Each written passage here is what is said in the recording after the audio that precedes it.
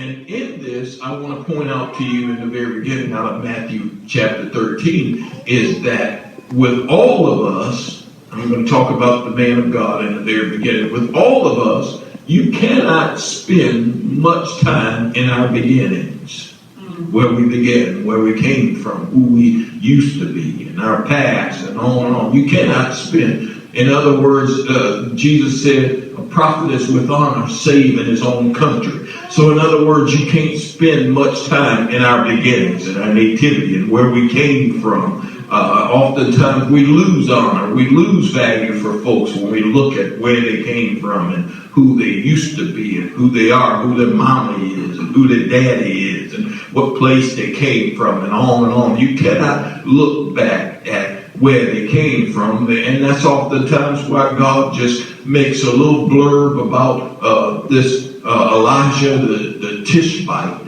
In other words, where did he come from? They try and study where he came from, who his parents were, and what he, all of that, his DNA and all of that stuff. But that doesn't matter. His destiny matters. Are you following what I'm saying? Your destiny, where you're going, matters. It's like the preachers say all the time. It's how you finish. It's not where you began. It's not how you begin, but it's how you finish. Are you following what I'm saying? It's where you end up. Are you still with me? In case you didn't understand that, I don't care where you were born. You could have been born in a cardboard box, homeless, or whatever, but it's where you finish. Are you following what I'm saying? So never knock anybody from where they came from. And that's what happens with us a lot of times, is that we're always looking at where people came from. We're always looking at who people's people are and on, and we take value from them. But you better be careful, because you never know where they're going to end up. They could, oftentimes I tell you the story about how that people used to talk about me when I was in the military, being from Mississippi and on and on. And I would tell them all the time, but I'm your boss. It doesn't matter where I came from. It doesn't matter what you think about Mississippi. I'm still your boss. Are you following what I'm saying? It doesn't matter what you think about me. I'm still your boss. It doesn't matter what my last name is. It doesn't matter what color I am. It doesn't matter my height, and on and on.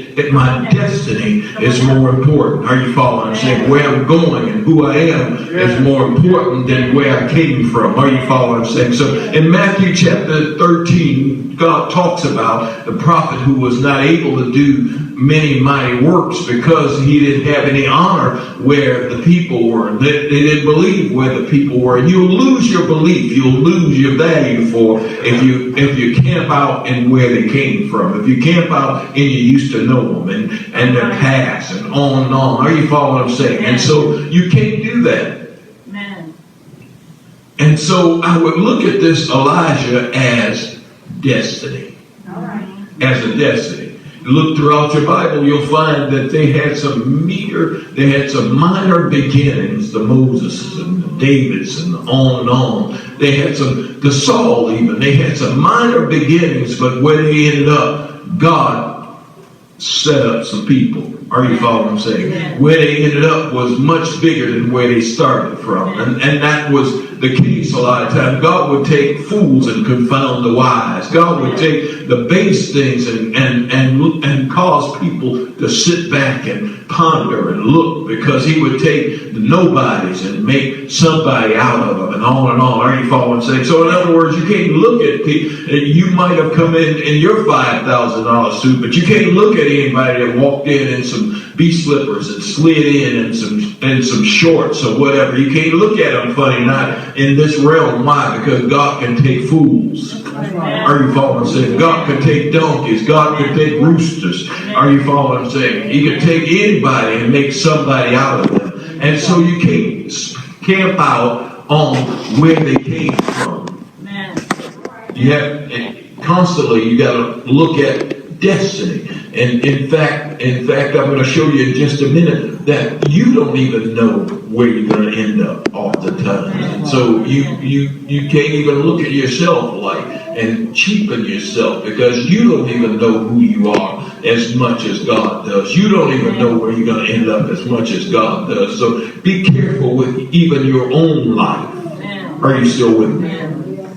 And so here it is, this Tishbite, this Elijah, ends up in a famine because he spoke the famine.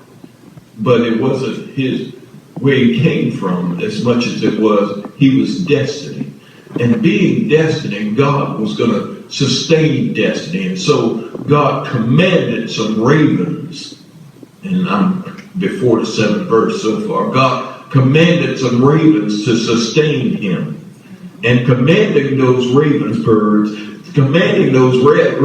sustain him, God was actually commanding the ravens at the brook to sustain the destiny of God, the will of God, the purpose of God that was inside this man. Are you following what I'm saying? There's a purpose of God. There's a gift of God inside you, and he will command things before you to sustain you, to keep you. But he's actually causing those things to sustain the gifting, to sustain the destiny that's in you. Why? Because God's going to see his destiny. God's going to see his purpose done that's inside you. Oftentimes we look at the person and we look at the outward gift wrapping. We look at the wrapping itself, but it's what's on the inside of the person. It's the will of God. It's the purpose of God that's on the inside of him. It doesn't matter whether it's a Bishop Jakes or it's a Benny Hinn. It doesn't matter. They can come in any package, but the destiny is more important than the wrapping. Are you following what I'm saying?